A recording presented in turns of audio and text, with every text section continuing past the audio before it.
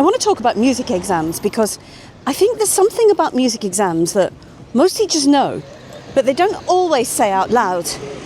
Because the truth is that music exams can be really useful, really useful things, but there can be certain trade-offs that if you're not aware of can be really detrimental. So listen to the end because I want to share how I think you can incorporate music exams as a teacher without having a detrimental effect on the learning of your students.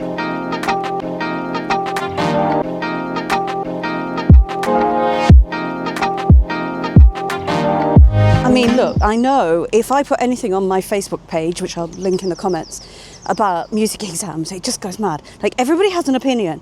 And I think it's right. I think it's something we need to talk about because I do believe there's misuse of the exam system. I believe there's really big misuse.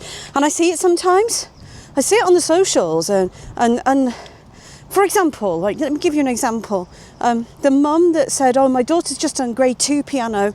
I've got her the grade 3 book, but I just want to know if it will still be valid because it's going to take her a year to learn them. And I'm kind of, it's going to take her a year? Well, she's not ready. And somehow people think this is okay to do an exam and then get the next book as if they don't realise that the next grade is the next level up and learning has to take place in between.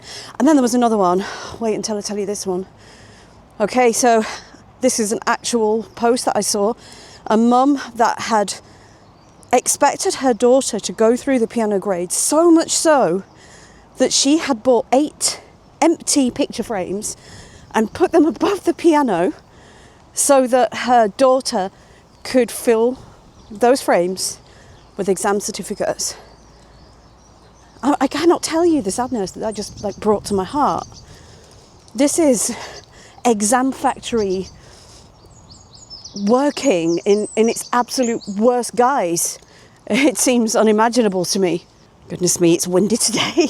I mean, for me, it's a little bit like reading. You know, reading in schools, and I used to be a primary school teacher.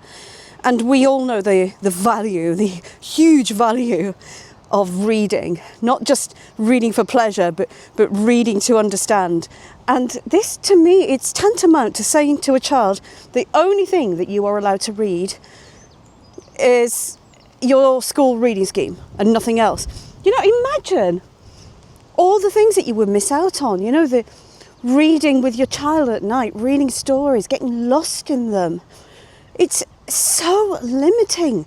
And this is one of the huge detrimental effects of the misuse of the exam system. I mean, seriously, don't get me wrong. I use exams with some of my students who would like the experience of doing them. And it goes without saying that sometimes they're a stepping stone. I mean, certainly in my career as a musician, I needed to have my grade 8. You know, there are certain qualifications that I had to have.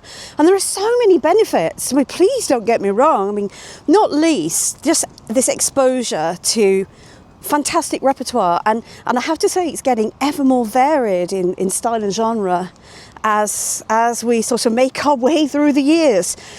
Fantastic repertoire and easily accessible. Great to have that collection of repertoire that you know is graded and you know is hopefully at an appropriate level for the student. I mean, wonderful. The emphasis on technical aspects, scales and exercises and arpeggios, fantastic.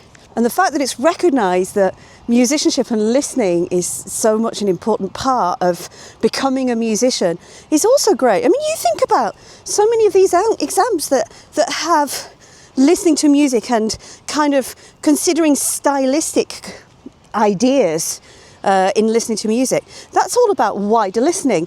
Who's going to argue with that? And certainly I'm not going to argue with this idea of presenting the best of yourself, working towards something, working towards a performance. All of these things are absolutely brilliant. But here's where the problem comes. Exams aren't a curriculum, they're a syllabus. That's different. The curriculum is about the whole musician. It's all the musical experiences, all the pianistic experiences that you want your student to have. And the curriculum is huge. An exam syllabus does not cover everything that should, in my view, be contained within a curriculum. The other issue for me is that it can sometimes lead to a very repertoire-based method of teaching as opposed to musical concept-based. You see, if you're teaching concepts, so if you're teaching, let's take as an example, the dotted crotchet and quaver. Now, you can learn about that within one piece of repertoire, or you can learn it as a discrete skill. You can engage in listening activities, clapping back. You can use it from a theoretical perspective, looking at the notation thereof. You can improvise on it. You can expose a student to so many different pieces of music. Okay, one just popped into my head. This is so random, right? Da, da, da, da. Dotted crotchet and quaver. Titanic. Every night in my dreams. Da, da, da, da. So why are we missing opportunities to expose students to a wide variety of music, playing by ear, improvising, composing on these things? And this is the issue, that we get into this exam factory, always driving forward situation where we're pushing for the next thing and we're missing out on musical opportunities. We're missing out on a student becoming more rounded in their education. I love how I look more and more dishevelled as time goes on. But come on, let's get away from this hurry. Let's also get away from, okay, I'm on my soapbox now, segmented lessons. Okay, here I'm going to get out my sight reading book and you're going to do a sight reading. Here I'm going to get out the oral book and you're going to do a bit of oral. Why can't we find ways to incorporate things into our teaching? By all means, use the books from time to time, but not just, here's a segment of this, here's a segment of that. Let's attempt to make it more organic. Yeah, it's not easy, but it's so much more satisfying in the learning. So what am I trying to say? I love that exams push for high standards. I love that they're often performance-based and you're looking forward to achieving something, working towards something, building that resilience. I just totally love that. So incorporate them, analyse pieces, enjoy the repertoire, explore other repertoire, explore other pieces in the exam books as well as outside of the exam books.